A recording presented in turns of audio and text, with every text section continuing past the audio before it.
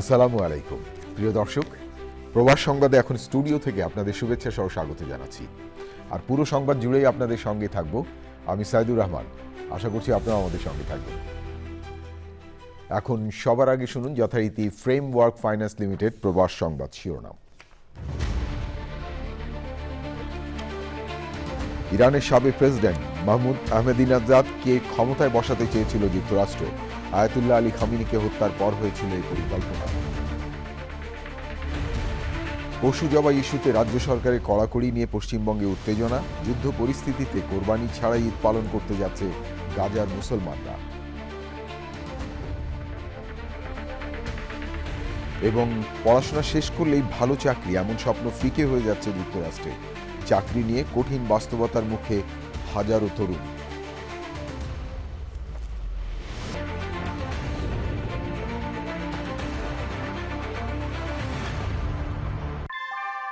New ইয়র্কে প্রবীণদের কাছে আস্থার নাম অল কাউন্টি হোম কেয়ার। এখানে পাচ্ছেন প্রিয়জনের যত্নে অভিজ্ঞ কেয়ার গিভার। কল করুন 646-444-2266।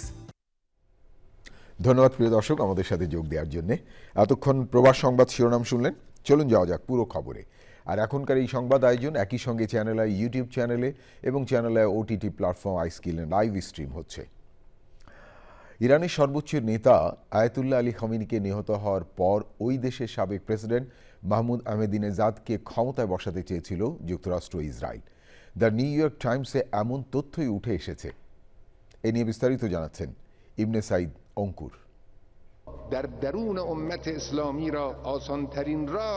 ইরানের সর্বোচ্চ নেতা আয়াতুল্লাহ আলী খামেনি নিহত হওয়ার কয়েকদিন পর একটি মন্তব্য করেন ডোনাল্ড ট্রাম্প। মার্কিন প্রেসিডেন্ট বলেছিলেন, ইরানের ভেতর থেকে কেউ যদি দেশের দায়িত্ব নেয় তবে সেটি খুবই ভালো হবে। ইরানের সাবেক প্রেসিডেন্ট মাহমুদ আহমাদিনেজাদকে ক্ষমতায় বসাতে চেয়েছিল যুক্তরাষ্ট্র ও ইসরায়েল, এমন বিস্ফোরক তথ্য প্রকাশ করেছে দ্য নিউ ইয়র্ক টাইমস। প্রতিবেদনে বলা হয়, ইরানের সর্বোচ্চ নেতা আলী খামেনি নিহত হওয়ার পর দেশটির নেতৃত্ব পরিবর্তনের পরিকল্পনা নিয়ে আলোচনা শুরু হয়। সে সময় মার্কিন প্রেসিডেন্ট ডোনাল্ড ট্রাম্প ইঙ্গিত দেন, ইরানের ভেতর থেকেই নতুন নেতৃত্ব এলে তা ভালো হবে। মার্কিন কর্মকর্তাদের বরাতে জানা যায়, ইসরায়েলের পরিকল্পনায় সম্ভাব্য নেতা হিসেবে বিবেচনায় ছিলেন আহমাদিনেজাদ। যুদ্ধের প্রথম দিন তেহরানের একটি বাড়িতে হামলা চালায় ইসরায়েলি বাহিনী। ওই বাড়িতে গৃহবন্দী ছিলেন আহমাদিনেজাদ। হামলার উদ্দেশ্য ছিল তাকে মুক্ত করা। তবে হামলায় আহত হওয়ার পর তিনি শাসন পরিবর্তনের পরিকল্পনা থেকে সরে দাঁড়ান বলে দাবি করা হয়েছে। এরপর থেকে জনসমক্ষে দেখা যায়নি সাবেক এই প্রেসিডেন্টকে। তার বর্তমান অবস্থান নিয়েও রহস্য রয়েছে। বিশ্লেষকদের মতে, একসময়ের কট্টর মার্কিন ও ইসরায়েল বিরোধী নেতা আহমাদিনেজাদকে নিয়ে এমন পরিকল্পনা ছিল অত্যন্ত বিস্ময়কর। ক্ষমতা ছাড়ার পর ইরানের ধর্মীয় শাসন ব্যবস্থার সমালোচক হয়ে ওঠেন আহমাদিনেজাদ। ধীরে ধীরে তার সঙ্গে দূরত্ব তৈরি হয় খামেনি প্রশাসনের। 2009 সালে দ্য নিউ ইয়র্ক টাইমসকে দেয়া সাক্ষাৎকারে ডোনাল্ড ট্রাম্পের প্রশংসাও করেছিলেন তিনি। একই সঙ্গে ইরান যুক্তরাষ্ট্র সম্পর্ক পুনঃস্থাপনের আহ্বানও করেছিলেন। ইবনে সাইদ অঙ্কুর, চ্যানেল আই।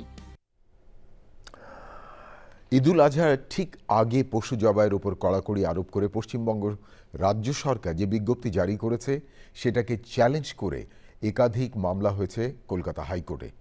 তৃণমূল কংগ্রেস থেকে নির্বাচিত লোকসভার সদস্য মহুয়া মৈত্র সহ বেশ কয়েকজন ব্যক্তির করা মামলার শুনানিতে বৃহস্পতিবার মামলাকারী সংগঠনের আইনজীবী বিকাশ ভট্টাচার্য বলেন, 1950 সালে করা এই আইন দীর্ঘদিন কার্যকর ছিল না।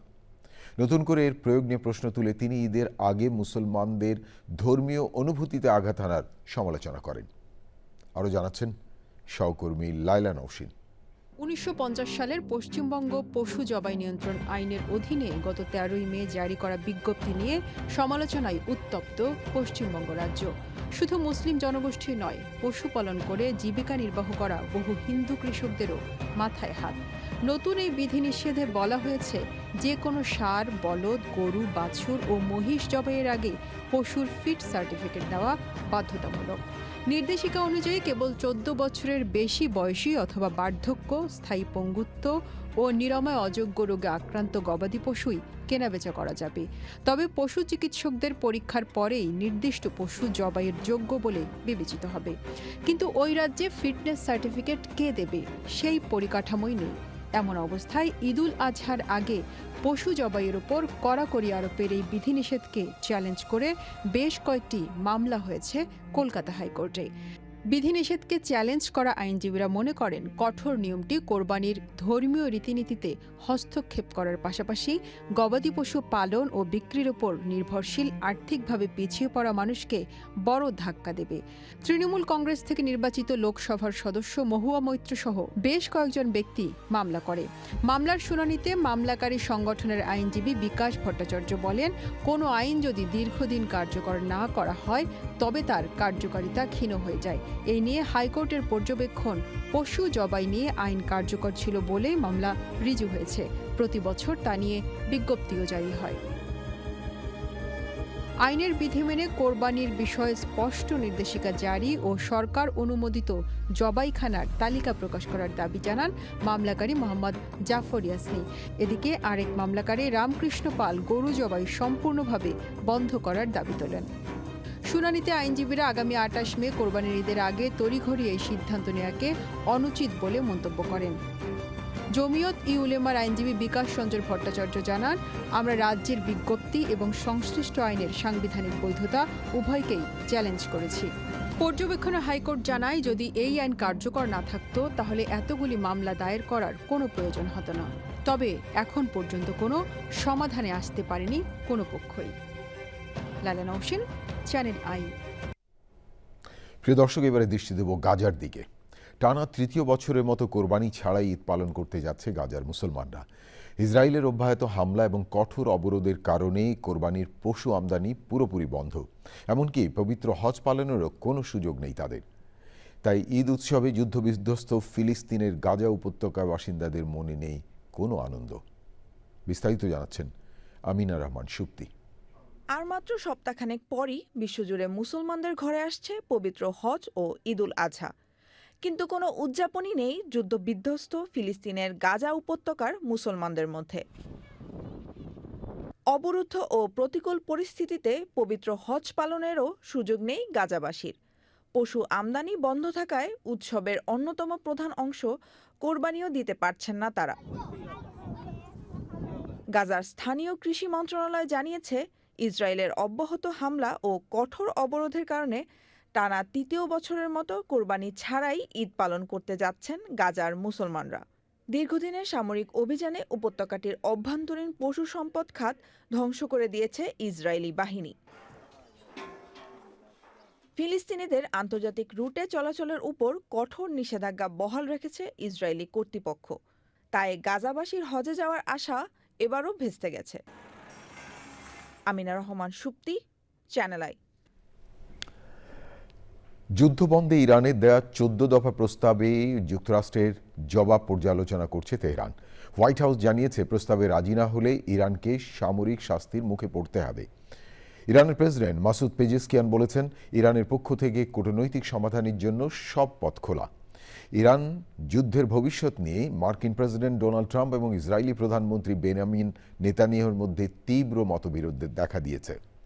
দুই নেতার মধ্যে ফোন আলাপে এই মতবিরোধের বিষয়টি স্পষ্ট হয়। মার্কিন প্রশাসনের একজন কর্মকর্তা সিএনএনকে এই তথ্য জানিয়েছে।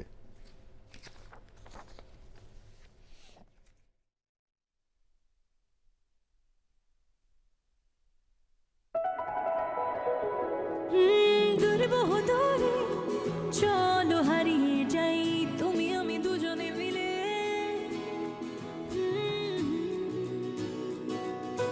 মিষ্টি মিষ্টি আদরে ভালোবাসার চাদরে হারিয়ে যাই দূরে বহুদূরে। লালা এভাবেই হারিয়ে গিয়ে ফিরে আসার গল্পগুলো বুনি শাহজালাল ফুড প্রোডাক্টসের বিস্কুট এবং ড্রাই ফ্রুটের সাথে। শাহজালাল, ঐতিহ্যের অনন্য স্বাদ, বিশ্বময়। প্রিয় দর্শক, এবারে ইউএসএ সংবাদ।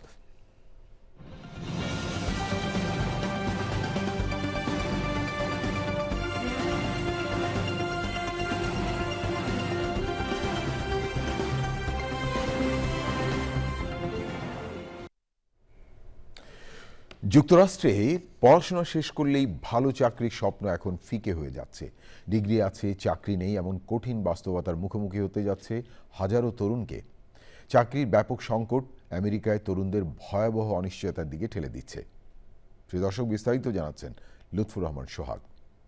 অর্থনৈতিক অনিশ্চয়তা, সরকারি চাকরি কমে যাওয়া, যুদ্ধ, ট্যারিফ আর কৃত্রিম বুদ্ধিমত্তা সব মিলিয়ে যুক্তরাষ্ট্রের চাকরির বাজারে ভয়াবহ চাপের মুখে নতুন গ্র্যাজুয়েটরা।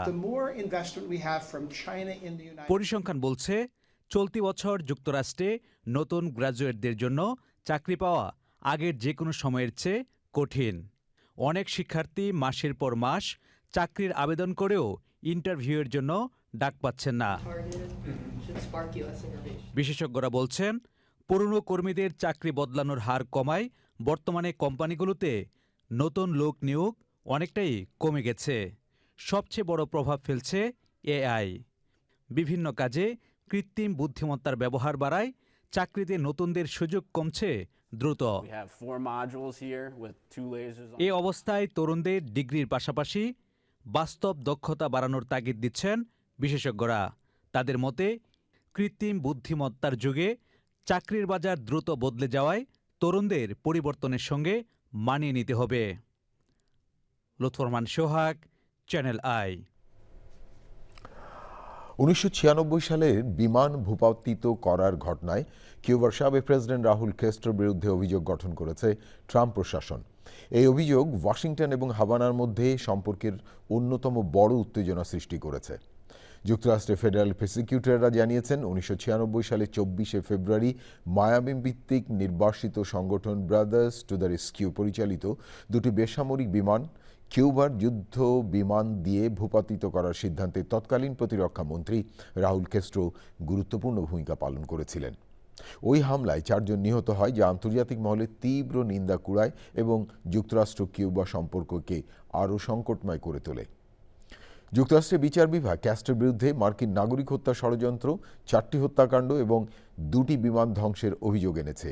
আরও 5 জনকে সহ আসামি করা হয়েছে। সিঙ্কহোল দেখা দেয় নিউ ইয়র্কের গার্ডিয়ার বিমানবন্দরে একটি রানওয়েতে উড়োজাহাজ ওঠানামা বন্ধ ব্যাহত হয়েছে।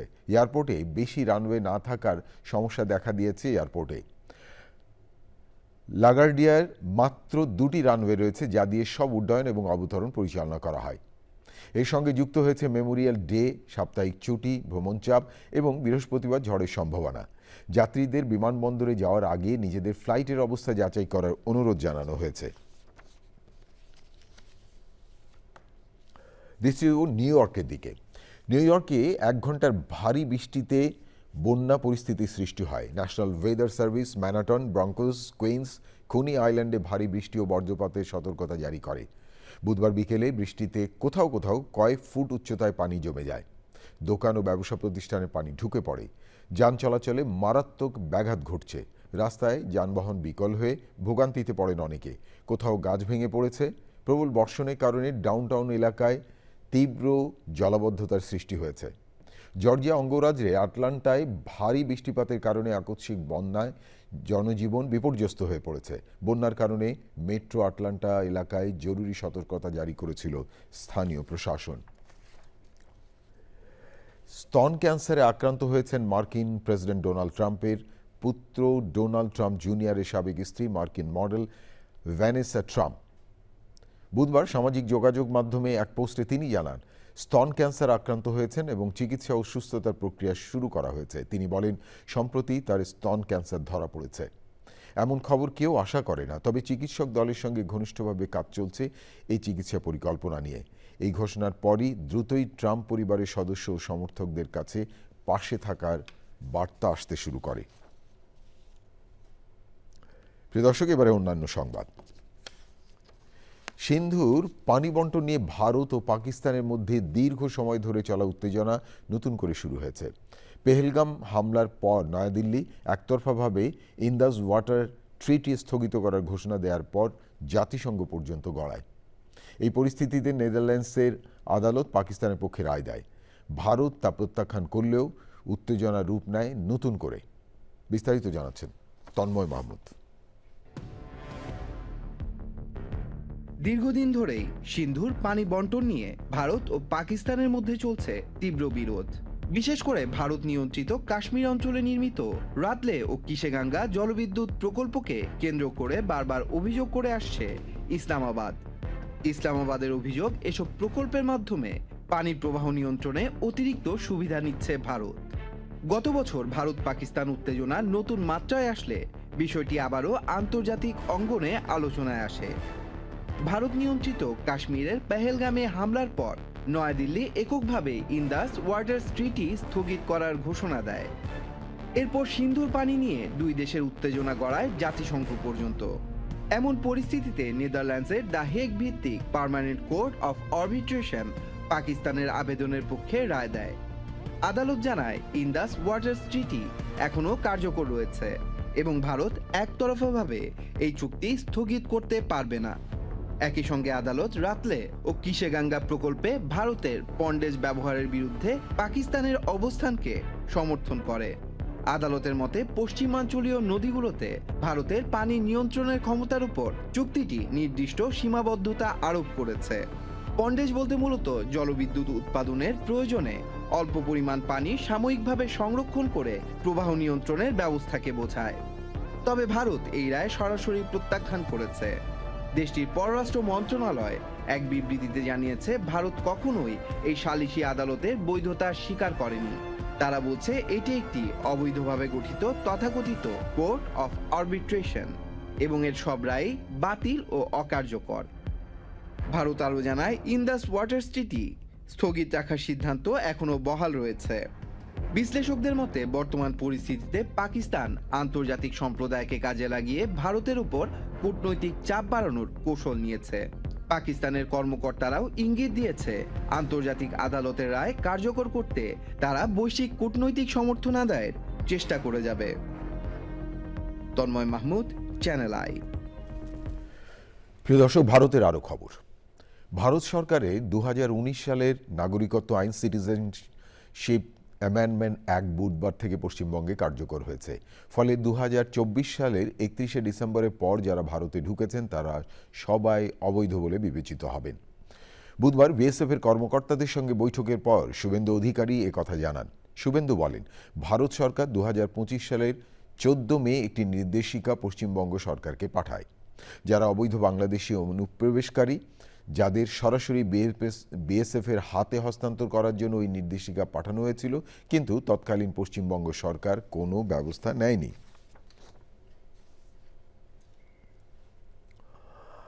1974 সালের পর প্রথম বিশ্বকাপের মূল আসরে খেলতে যাচ্ছে সাবেক জায়ারে বা অধুনা ডেমোক্রেটিক রিপাবলিক অফ কঙ্গো। বিশ্বকাপের জন্য চূড়ান্ত স্কোয়াড ঘোষণা করেও টুর্নামেন্ট শুরু করার আগে প্রস্তুতিতে বড়সড় ধাক্কা খেয়েছে আফ্রিকা মহাদেশের এই দেশটি। কঙ্গো জুড়ে ছড়িয়ে পড়েছে প্রাণঘাতী ইবোলা ভাইরাস। রাজধানী কিনশাসায় ফুটবল দলের বিশ্বকাপ প্রস্তুতি ক্যাম্প বাতিল করা হয়েছে। বিশ্ব স্বাস্থ্য সংস্থা কঙ্গো পরিস্থিতিকে জনস্বাস্থ্যের জন্য জরুরি অবস্থা বলে ঘোষণা করেছে। এ পর্যন্ত কঙ্গোতে ইবোলা ভাইরাসে 139 জনের মৃত্যু এবং আক্রান্তের সংখ্যা 6 বলে জানা গেছে। দলের বিশ্বকাপ প্রস্তুতি ক্যাম্প বেলজিয়ামে সরিয়ে নেওয়ার কথা জানিয়েছে কঙ্গোর ফুটবল কর্তৃপক্ষ। সেখানে 3রা জুন ডেনমার্ক ও 9 জুন স্পেনের বিপক্ষে 2টি প্রস্তুতিমূলক ম্যাচ খেলে বিশ্বকাপে অংশ নিতে যাচ্ছে যুক্তরাষ্ট্রে যাবে।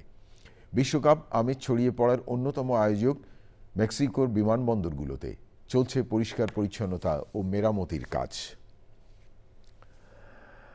আইফেল টাওয়ারের একটি পুরনো সিঁড়ির অংশ নিলামে তোলা হচ্ছে আজ।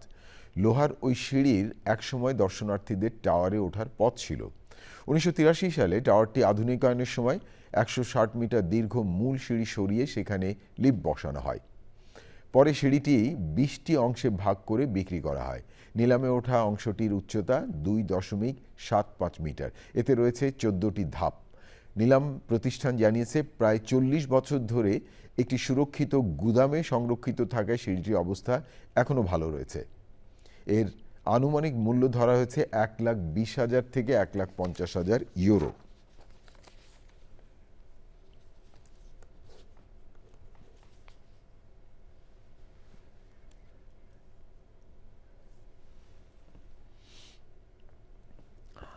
ভারতের 15তম দিল্লি আন্তর্জাতিক চলচ্চিত্র উৎসবে ইমপ্রেস টেলিফিল্ম প্রযোজিত সামাজিক বিষয়ভিত্তিক শ্রেষ্ঠ পূর্ণদৈর্ঘ্য চলচ্চিত্র মানুষের বাগান পুরস্কার লাভ করেছে। ইমপ্রেস টেলিফিল্মের পক্ষে ফরিদুর রেজা সাগর ছবির প্রযোজক হিসেবে অ্যাওয়ার্ডটি পেয়েছেন। চলচ্চিত্রটির পরিচালক নুরুল আলম আতিক গত 19শে মে নয়াদিল্লিতে অনুষ্ঠিত এক আসরে পুরস্কার গ্রহণ করেন ভারতে বাংলাদেশে উপহাইকমিশনার প্রীতি রহমান। তিনি চলচ্চিত্রের পরিচালক এবং পুরো টিমের পক্ষ থেকে পুরস্কারটি গ্রহণ করেন। এই অর্জন বাংলাদেশের সমসাময়িক চলচ্চিত্র নির্মাতাদের জন্য আরেকটি গুরুত্বপূর্ণ আন্তর্জাতিক স্বীকৃতি।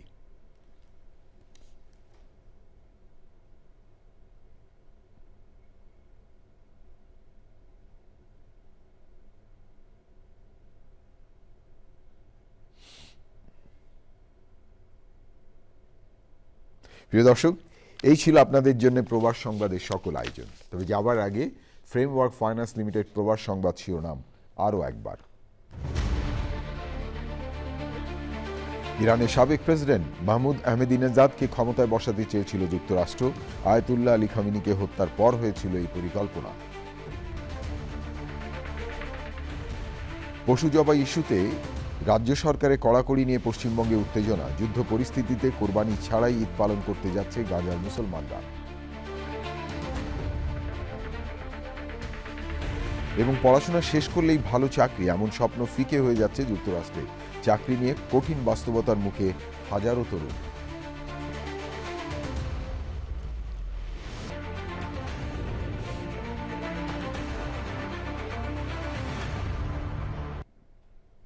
প্রিয় দর্শক, এতক্ষণ প্রবাস সংবাদ দেখার জন্য অসংখ্য ধন্যবাদ।